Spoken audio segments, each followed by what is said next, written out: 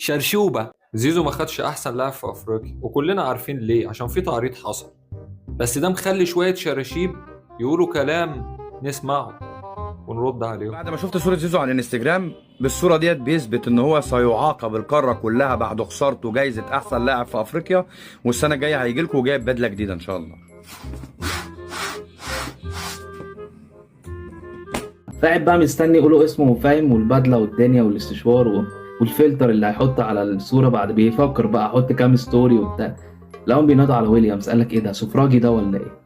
مين طلب عشا دلوقتي؟ مش جايين نتضايف، احنا هناخد الجايزه ونمشي على طول. فبيبص على ويليامز الاول اللي خد الجايزه، قال لك ايه ده احنا طلعنا كلنا اقفاص مش جمهور شوف الزمالك بس. والله ما في قفاص غيره.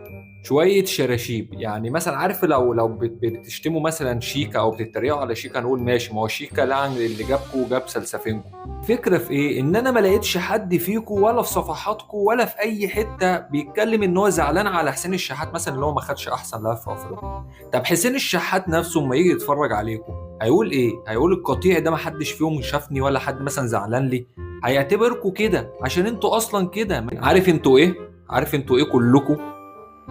شرشوبة ريحتها وحشة زيكم من كتر ما بتاكلوا علف تفطروا برسيم يا شراشيب.